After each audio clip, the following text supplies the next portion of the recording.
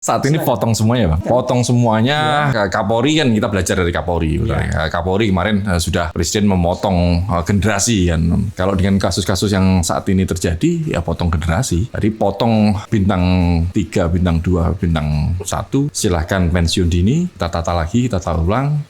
Tambah lagi lembaga pengawasan. Tambah lembaga pengawasan. Iya. Pengawasan eksternal atau eksternal lah. Kalau internal sekarang sudah semua internal sudah ada, tapi faktanya eksternal kan sudah ada. Kompolnas sudah ada Kompolnas. Kompolnas ya kalau sekarang dianggap Kompolnas itu sebagai lembaga pengawas ya harus diperkuat, diberikan kewenangannya lebih. Artinya dibuat yang baru atau diperkuat di situ aja? Bisa baru lah, lebih baik yang baru. 1, 2, 3 ini mereka juga produk dari sistem yang salah gitu loh. Makanya kalau pengen benar-benar bersih ya rombak sistemnya berbarengan dengan melakukan seleksi terkait produk-produk yang di internal ini gitu loh. Produk-produknya apa ya, perwira-perwira tinggi ini mereka adalah produk sistem yang sudah sangat rusak ini gitu loh.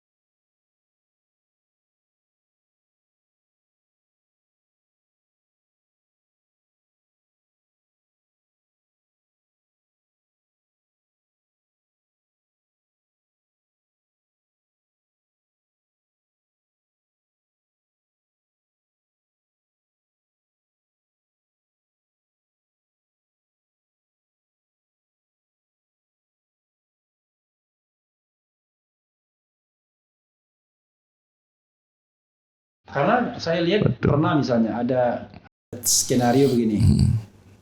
Ini katanya waktu lah ya istilahnya samboisme ini kan. Misalnya ada kasus X ya kan. Korupsi. Lalu yang dikorupsi katakanlah cuma 100 M ya kan. Tuduhannya. Tapi dia punya kekayaan 1 atau 2 triliun ya kan. Yang disasar 1-2 triliun itu dengan TPPU, tindak pidana pencucian uang. Orang kayak begitu misalnya salah satu model samboisme itu misalnya. Jadi ketika menyasar itu ya sudah mulai. Nah, nego-nego itu. Iya berapa persen sini? Kalau enggak ya TPPU. Hilang semua. Itu yang begitu-begitu itu. Ya, terus kalau terjadi seperti itu, kita lapor kemana kan gitu kan Bang? Malah kalau kita lapor malah kita kena kan, jadi repot. Baik jadinya. Untuk ada kasus Sambo ini. Iya, kita bersyukur benar Bang. Iya, kita bisa tunjuk Sambo nggak apa-apa, nggak ada masalah tunjuk Sambo. Tapi begitu nanti dia sudah surut semua, kita main tunjuk lagi. Aduh, semua sih kita bisa entah diapakan. Iya. Apalagi. Yes, mantap. Nah, makasih. Siap. Itu bisa sambil. Tapi ini gula arennya kalau gula aren. Ya ini produksi sendiri nih Bang ya. Gitu. Kita ini sendok. Siap. Nih. Siap. Jadi ini sendoknya. Makasih. Nah, tinggal diambil aja gula arennya. Kalau tertarik sama gulanya karena ini nggak ada gulanya. Ya. Saya suka yang pahitan malah. Ya memang kalau minum kopi itu begitu. Ya, bukan kopi pahit. Memang kopi. Bukan kopi pahit, memang ini kopi lah. Kalau kita minum kopi pahit itu nggak ada kopi. Kopi ya pahit. Jadi cangkirnya itu asal nih. Paham sama Indonesia. Nah, jadi kalau misalnya gini, saya membayangkan kalau Bro Bambang, let's say bukan menjadi Kapolri tapi jadi presiden, ya kan? Daripada kita ngerundel nggak karu-karuan, ya kan? Saya kira nggak akan pernah selesai juga. Dan tidak akan ada political will untuk memperbaiki kalau kita part of the problem, kita bagian dari masalah. Kan begitu? Betul. Karena itu kita harus melakukan katakanlah perombakan institusi besar-besaran untuk menjaga good governance-nya kan. Betul. Dan clean government. Sekali lagi karena kita cinta, kita pengen polisinya profesional, tentara, tapi negara masih gaji yang segede-gedenya ya kan, biar dia nggak main lagi. kira-kira kalau misalnya Bro Bambang jadi presiden, ya kan? Saya silahkan untuk berimajinasi ya biar saya istirahat ya kan. Apa yang mau dilakukan terhadap institusi kepolisian dari A sampai Z. Nah itu aja. Saat ini? Ya pokoknya dengan pemikiran lihat dan nggak usah pedulikan undang-undang atau undang-undang. Saat ini potong semuanya Bang. Ya silakan. Potong semuanya. Kapolri kan kita belajar dari Kapolri. Kapolri kemarin sudah Presiden memotong generasi kan. Kalau dengan kasus-kasus yang saat ini terjadi ya potong generasi. Jadi potong bintang 3, bintang 2, bintang 1 silahkan pensiun dini. Kita tata lagi, kita tata ulang, aturan-aturan main ditata lagi, peraturan-peraturan yang masih memberikan celah kita perketat lagi. Seperti itu. Kalau tidak, tanpa ada itu, ya mereka adalah bagian masalah. 1, 2, 3 ini mereka juga produk dari sistem yang salah gitu loh. Makanya kalau pengen benar-benar bersih, ya rombak sistemnya berbarengan dengan melakukan seleksi terkait produk-produk yang di internal ini gitu loh. Produk-produknya apa ya? Perwira-perwira tinggi ini mereka adalah produk sistem yang sudah sangat rusak ini gitu loh. Ya itu kan baru reformasi yang sifatnya orang ya. Tapi saya belum lihat reformasi strukturalnya apa. Artinya kan itu kan cuma ganti orang. Ini kan kita jadi presiden Bang. Iya jadi presiden. Nah, presiden potong itu kan bisa. Kita tidak perlu. Maksud saya, kok cuma itu doang? Dikasih jabatan presiden kok cuma itu doang? Ya belum dong. Setelah itu kan undang-undang. Ayo kita usulin undang-undang, ganti undang-undang. Kan seperti itu. Tapi nggak usah bilang undang-undang. Pokoknya tanpa memperhatikan undang-undang, itu kan nanti gini. Ketika kita bicara mengenai gini-gini nanti baru ujungnya undang-undang ya. Atau bahkan ganti undang-undang itu soal lain. Tapi ini bro, saya akan jadi presiden ya kan? Dan ada anak buah presiden yang bernama Kapolri ya kan? Dengan jajaran bawahnya kita akan bilang jaksa dan lain sebagainya. Nah, satu tadi potong generasi. Ya. Berarti semua bintang 1, bintang 2, bintang 3 pensiun. Yang ditinggalkan cuma Kapolrinya doang. Bintang 4 selanjutnya kan. Sekarang suruh nata dulu ini. 321 ini bersihin dulu. Setelah kamu kalau nggak bisa nata bener-bener ya tetap aja pucuk pimpinan harus ada kan Bang. Gitu. Artinya kan 1, 2, 3 bersihin dulu. Seperti itu. Kalau nggak mau kamu kasih deadline sekian nggak bisa nyelesain ini, nggak bikin reformasi ini tuntas, ya sudah memang waktunya ada mengendorse dari instansi lain juga nggak apa-apa, itu kewenangan presiden kok. Mungkin dari Jenderal TNI misalnya yang memiliki visi yang lebih bagus untuk menata, ya kenapa enggak? Bukan hanya dari TNI, dari manapun silakan. Jadi satu potong generasi, lalu berikutnya apa? Yang kedua? Rombak peraturan instrumen-instrumen yang ada di kepolisian. Rombak instrumen yang ada di kepolisian. Pembagian kewenangan, fungsi kontrol tadi kan. Tapi sebenarnya terus terang saja, saya merasa kok aneh ya, polisi ini kok bisa bikin regulasi sendiri ya? Undang-undangnya memberi kewenangan itu Bang. Kan ujung-ujungnya ke situ Bang. Maksud saya, kita harus membedakan regulasi ya. Misalnya KPU. Itu bukan ketua KPU yang bikin regulasi. Tapi KPU sebagai lembaga. Benar. Kemudian misalnya tapi menteri dia bikin regulasi. Tapi jangan lupa menteri kan memang pembantu presiden secara langsung. Ya kan? Untuk internal. Iya. Tapi peraturan menteri kan keluar juga kan, peraturan menteri misalnya. Walaupun sebenarnya saya mengusulkan jangan ada peraturan menteri yang sifatnya eksternal, tapi kan baru ke depan. Yang ini kan yang jadi masalah adalah dia bisa bikin peraturan sendiri, dia laksanakan sendiri, dia awasin sendiri gitu. Sanksinya dia berikan sendiri gitu. Ya kan? Nah, oke lah, 2 ya, baru 2 poin kan. Meninjau ulang aturan yang ada, termasuk apakah produk itu bisa dikeluarkan apa enggak, kira-kira gitu. Oke, ketiga apa bro? Tambah lagi lembaga pengawasan. Tambah lembaga pengawasan. Iya. Pengawasan eksternal atau eksternal lah. Kalau internal sekarang sudah semua internal sudah ada, tapi faktanya eksternal kan sudah ada sudah ada Kompolnas. Ya kalau sekarang dianggap Kompolnas itu sebagai lembaga pengawas ya harus diperkuat, diberikan kewenangannya lebih. Artinya dibuat yang baru atau diperkuat di situ aja?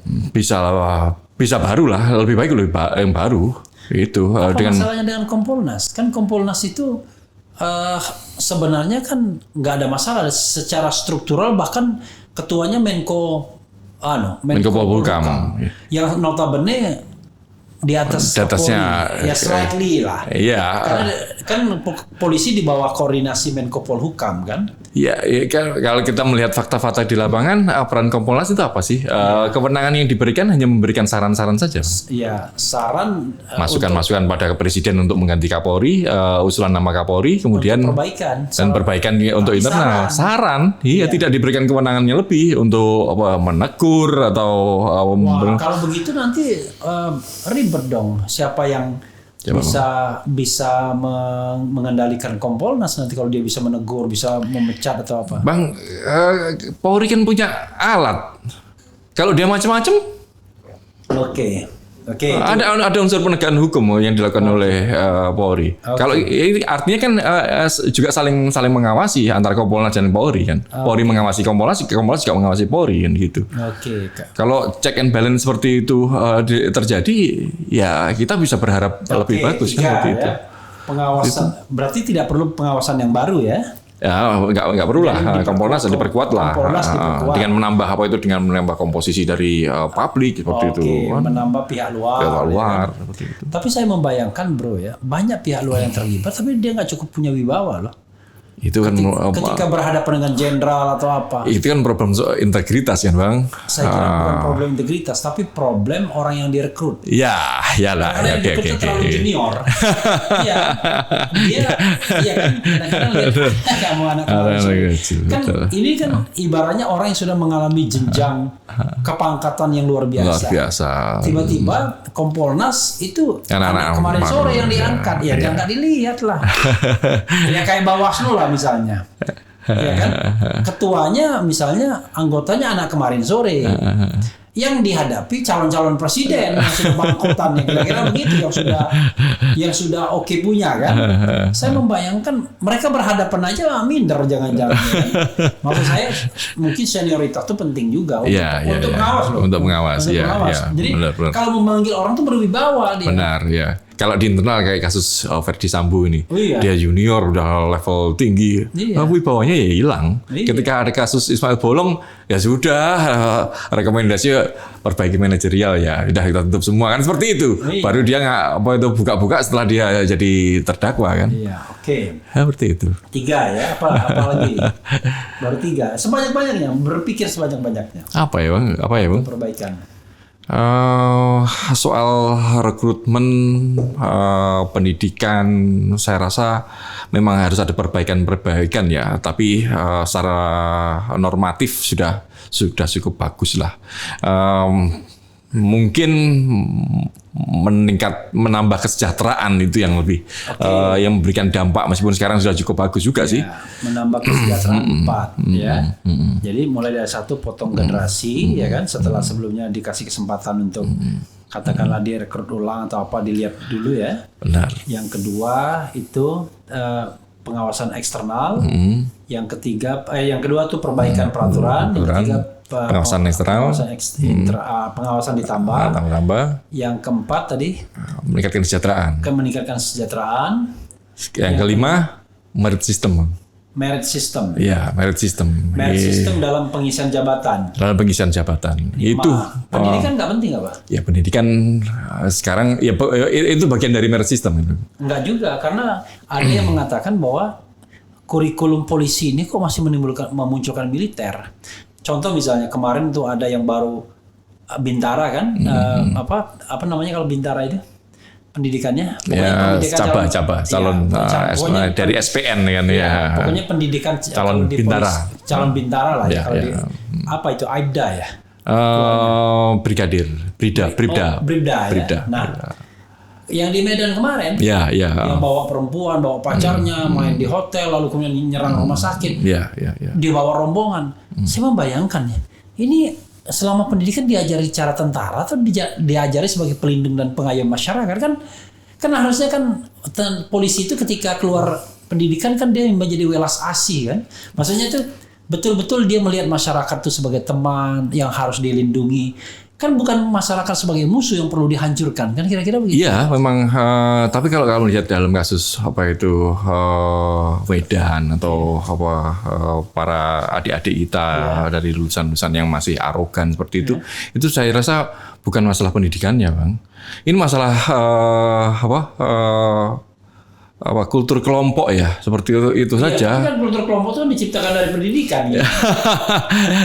Kan enggak, gini maksud saya dalam pendidikan kurikulum itu kan enggak tentunya tidak Korsa itu tidak dibentuk seperti itu. Nilai-nilai humanis, nilai seperti itu tetap dikembangkan gitu loh. Karena contoh misalnya, mereka kan masih menyebut siap jenderal, siap.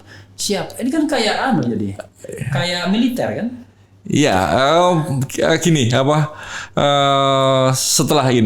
setelah Undang-Undang 2 tahun 2002 itu turunan ini kan ada peraturan pemerintah kan, Bang. Peraturan pemerintah 1 terkait tahun 2003 terkait kedudukan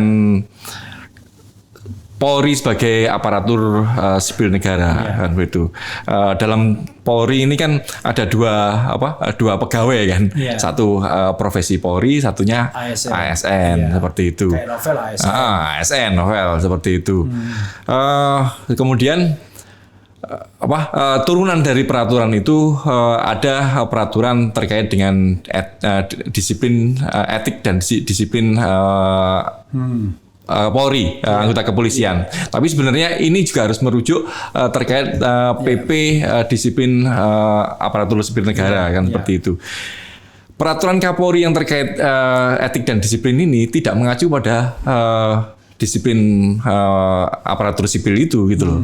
Makanya ini malah mengadopsi gaya-gaya militer gitu loh. Mereka masih melakukan ada sidang, ada disiplin gitu loh. Seharusnya mengacu pada peraturan sipil. Salah satu kasus PTDH yang beberapa waktu ini PTDH itu pemberhentian tidak dengan hormat pada personel yang melakukan obstruction of justice. Ini seharusnya kan mereka Kapolri tidak bisa melakukan PTDH gitu loh. Mereka dalam sidang itu loh, dalam sidang etik itu tidak melakukan PTDH. Sidang etik itu maksimal memberikan sanksi demosi gitu loh. Demosinya apa? Memecat dari profesi Polri. Tetapi sebagai pegawai negerinya, presiden yang bisa memberhentikan kan. Seperti itu. Kalau sekarang ini rancu loh. Pemecatan itu harus hemat saya harus didahului dengan vonis pidana. Kalau terkait dengan pelanggaran pidana. Tapi fakta-faktanya kan tidak. Kasus Napoleon, kasus Brotoseno. Karena mereka itu bukan kayak anggota KPU ya kan, atau anggota Komnas HAM yang memang direkrut untuk jabatan itu kan. Mereka ini kan pegawai. Pegawai. Gitu. Peraturan ini yang mengadopsi militer ini akhirnya ya kulturnya ya masih sama. Nah itu jadi intinya adalah berarti kepentingan untuk mengubah kultur. Ya merubah kultur. Tapi kultur. Awalnya kan harus dari struktur dulu dan itu tadi kan, Bang. Jadi mengubah kultur militer ke kultur sipil. Kan? Gitu.